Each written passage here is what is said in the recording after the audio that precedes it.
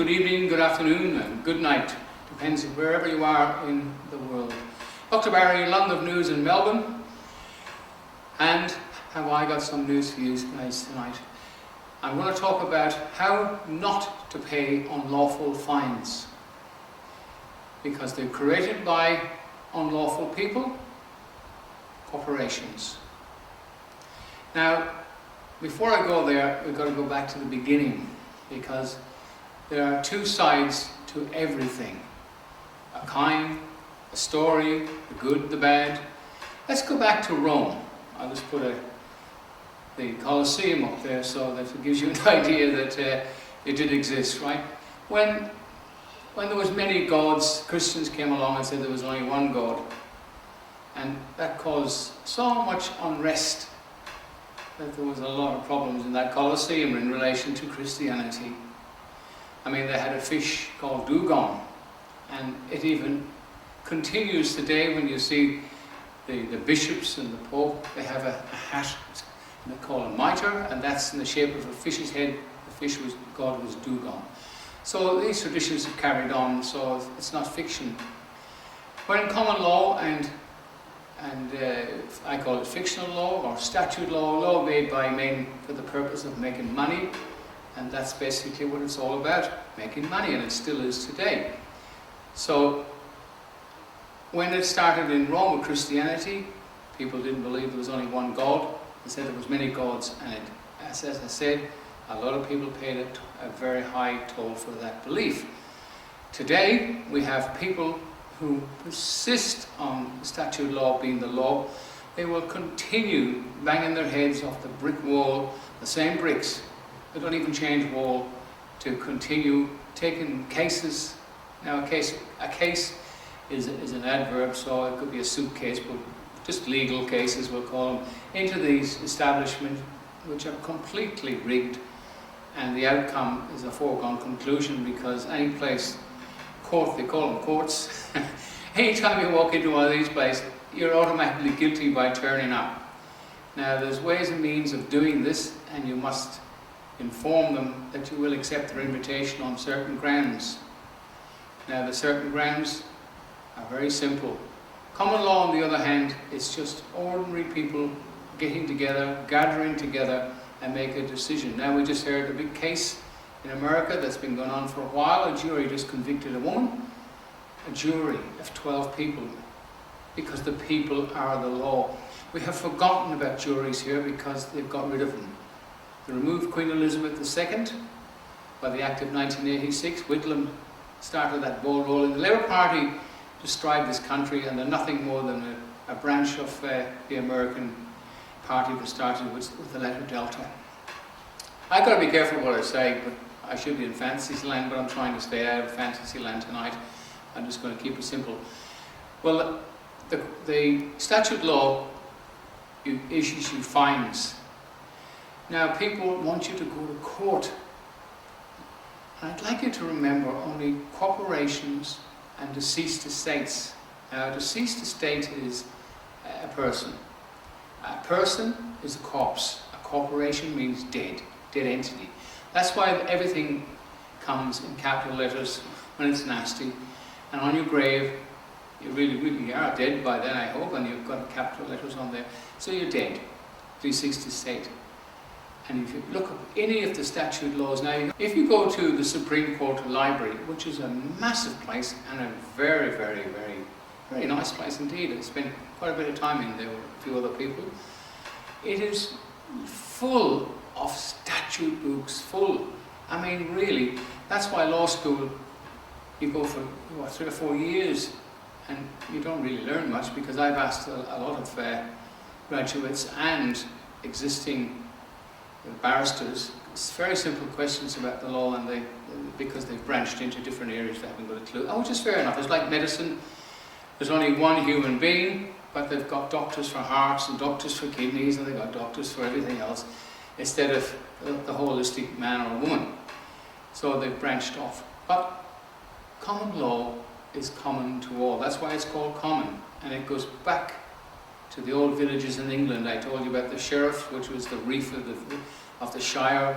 He was called the shire reef and become sheriff. America has adopted the system, and they carried on with sheriffs, and they have common law courts as well. And they have combined them over there, but they've got their juries and their constitution. It's not like ours. It hasn't been dumped by our criminal politicians. By the way, two of them which have been convicted here in Victoria, well, one politician has been convicted. I think Daniel Andrews is the name, and his little lapdog Brett Sutton has been convicted, and they're both indicted by a grand jury and convicted by a jury of the peers in November. That paperwork has gone overseas, and it will be going to The Hague next month, or probably February, in hard copy. So if The Hague does its job like it did with Pope Benedict, it issued a warrant for his arrest. So let's see how that goes, and the only way we can get success, and that's happening already, because lots and lots of people are now joining common law courts. We are not registered a company, we're just a group of people that get together, and out of that group of 20, 30, 40 people, a jury of 12 is picked, or if it's 40 or 50 people, if the case may be, and we have a grand jury, we pick 13 people by a ballot. And what the grand jury indict somebody, it's lawful, and it's all done in secret. Grand juries are not, they're never published. Common law courts, of course the jury is kept private as well, but their decision is final. Once it's published, it becomes law. And there's no way out of it. There's no way out of it. The bigger we get, remember, we're just reviving something that existed, just like natural medicine did in America, herbal medicine and chemical medicine. Sometimes chemical medicine is referred to chemotherapy, which is chemo is medical. It's just the two go together. But when money got involved in common law or in the statute system, it grew. And the same with medicine, chemical medicine. There was money to be made, and money gets into anything, it destroys it. So we're just back to basics with common law, and we have that problem. It's like trying to convince the pagans way back that there wasn't many gods, it was just the one God. We're in the same boat now, and it's amazing how persistent the people who are institutionalized in their own stupidity and think that they can have a grand jury. And I've seen one or two of these grand juries, and I won't tell you how funny they were, but anyhow. And then you take this grand jury, even if it's done correct and lawful, but you take it into the federal, or into the statute system, it's just going to get swept under the carpet, because these are private companies. And until people stop using the term person, government, there is no such thing. You're talking about men and women, you're talking about corporations owned and controlled by bigger corporations, and until that sticks into your head, we're never going to win.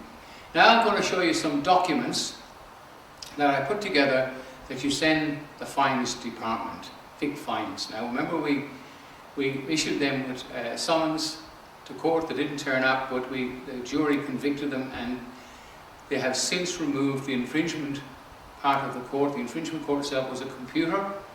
That's now removed, and they're using the magistrate's court. So you've got to address things a little different. You never avoid paying fines. You promise to pay them with clean hands and equity, as I'll show you on the documents. And very importantly, at the end, you put failure to comply within a period of 28 days will be seen as an accord of satisfaction. I'll put a lot of the information at the end of this, but I will go straight up to these video clips which we've done. Now there's two processes.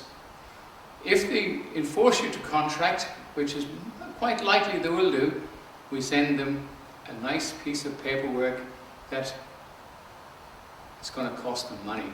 So I'll show you that as well in a few minutes. Anyway, let's go and have a look at the paperwork, and then we'll come back and perhaps have a quick chat. I'll try and keep it as short as possible. Thanks for watching up to here. Bye for now. Right, as I said earlier on, when it comes to fines, regardless of who's issued this, councils, police, so-called authorized officers, which in reality don't exist, So what we've done here, we've put this up on our website, and you can download it. Now it comes down in a PDF form, unfortunately, but we have put a link on, and you can actually convert it to a Word document, and then you can fill in the blanks. So if you look here, this here is issued to Duncan Stewart. Now he's the new, in his private capacity as CEO of Victoria, Fines Victoria. Now he has been replaced.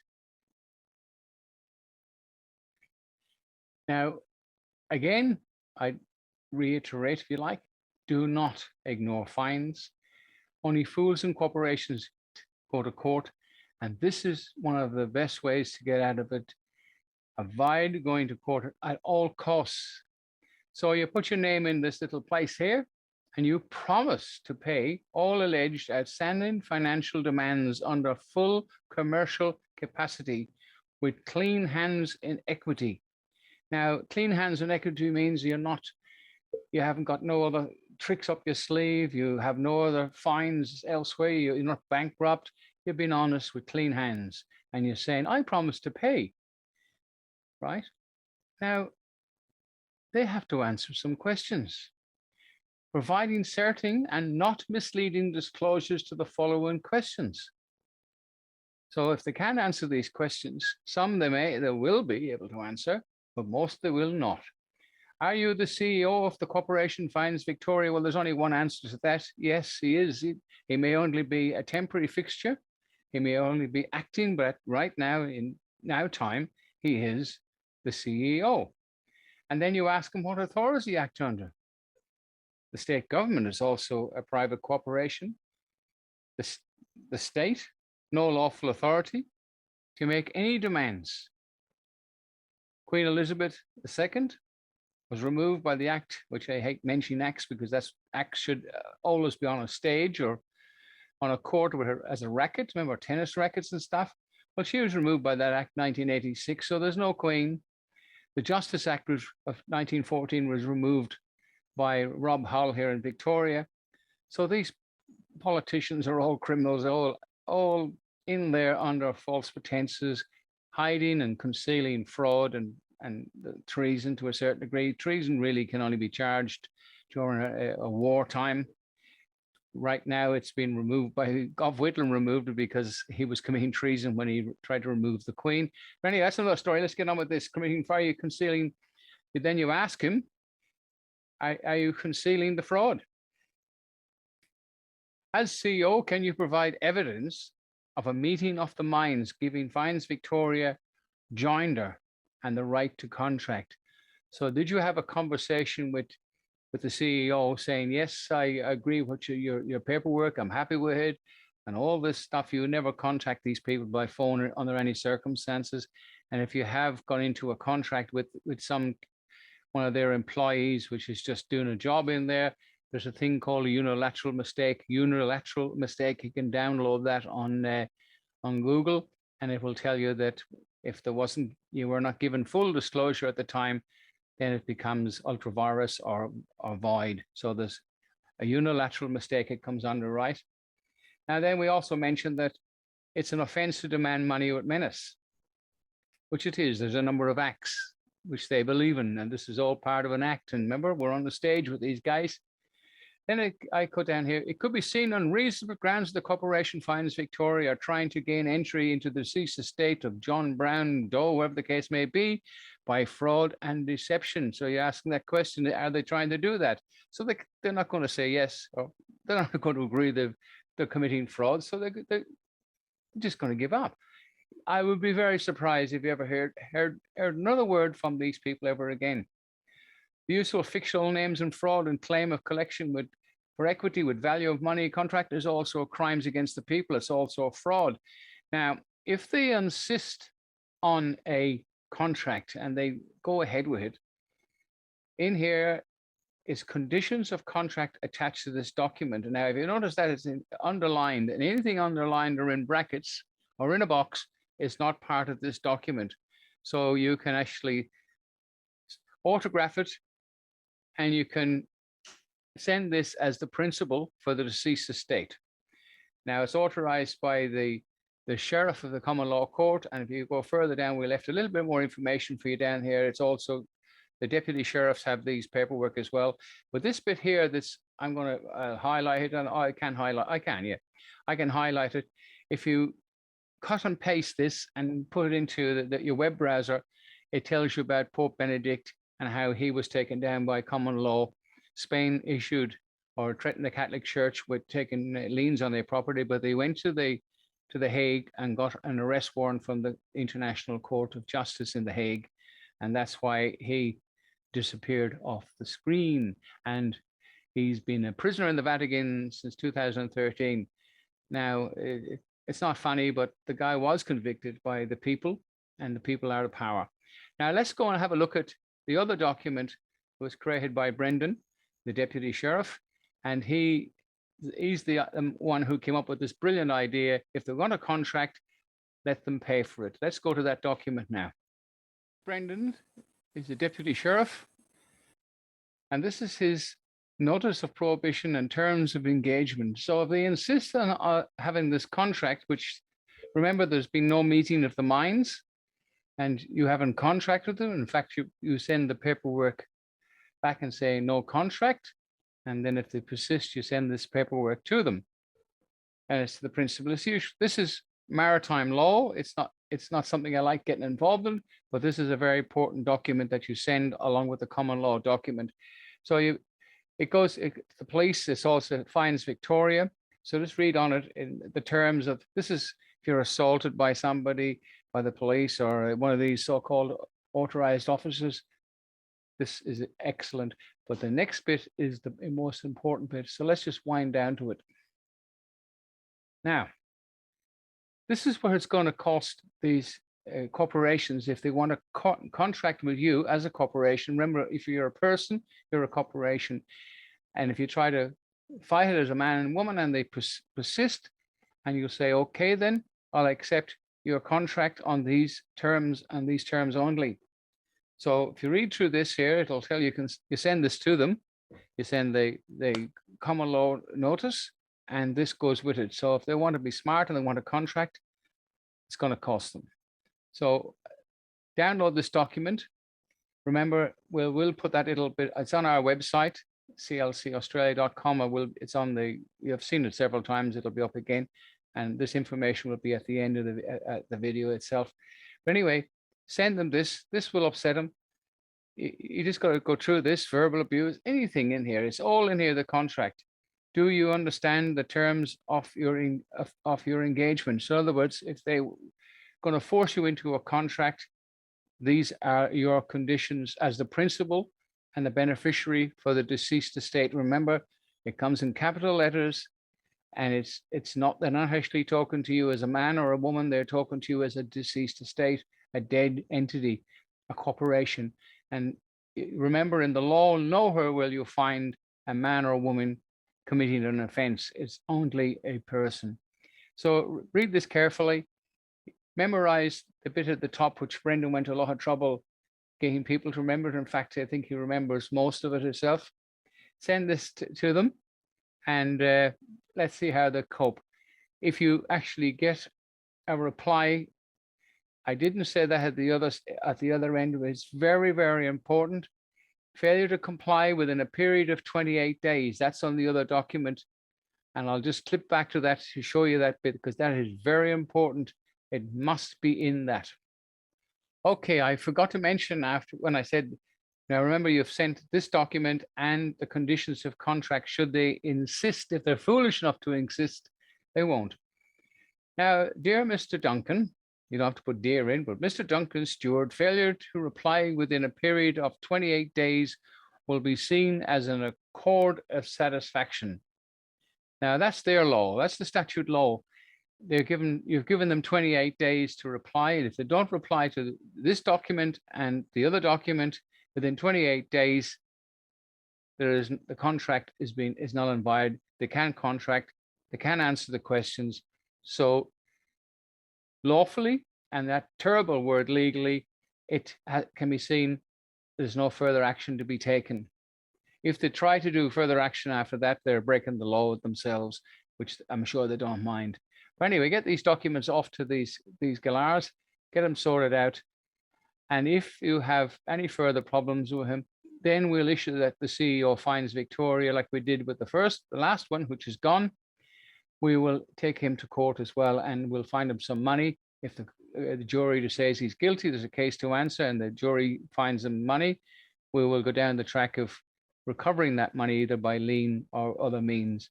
Anyway, let's hope these documents make you feel a little bit happier. So if you got big fines, this is one way out of them. Well, I hope that paperwork helped you a little bit. It's just one way of trying to get a lawful outcome.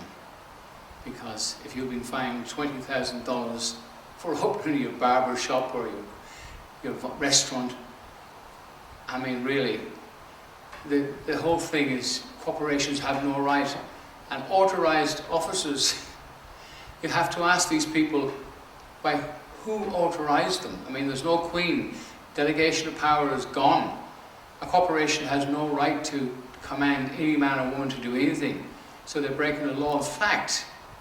These people who claim to be authorized officers and some masquerading as police, sadly enough, you can place them under arrest. Now, you don't have to physically do that, but you can actually put a smile on your face and say, I have found you committing a number of indictable offences, impersonating an officer of the Crown, and so on. There's a few more things.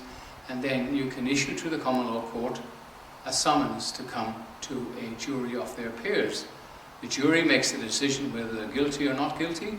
The jury in a common law court makes the decision on the penalty. It may be monetary. We've got nowhere to lock them up. But lawfully speaking, the statute police, which they become, sadly, but they're sworn in under common law, because you'll hear the term on the BS media, will come on and say, a common law assault, a common law charge. It's all common law. The Crimes Act of 1958 in Victoria, and every state has these Crimes Act. They all basically come from common law. A lot of the stuff is man-made rubbish and only applies to persons. But if you commit a crime you cause injury to somebody, well then, as far as I'm concerned, you should go to court. But you should get a fair trial. And at the moment, we're not big enough to help you out on that score, but we're only talking about unlawful fines, which they are. Anyway, London News signing off. Thanks for watching, and thanks to all the people on Rumble. We had 56,000 people watch one of our videos on Rumble alone, and they have contacted us and they want to help us spread the word further. We're getting a lot of interest from other countries, and John Smith in England has started to upgrade his website. He's pretty hard to contact because John is a one-man show, and he never stops working on it. But he will get there, and I spoke to him just before Christmas. We'll speak to him again soon, and we'll try and get him to come on here. Anyway, London News sign off. Thanks for watching, and thanks for everybody all over the world for your support. I wish you all now a very, very prosperous and a happy new year, and the death of the BS, right? Remember, I'm not anti-vax. I had that flu called COVID, and thank God for it, because I lost 9 kilos and got the blood pressure tablets. So there is hope. Anyway, I'm stopping now. Bye for now, anybody. Thanks for watching. Catch you all, please God, next year. Bye.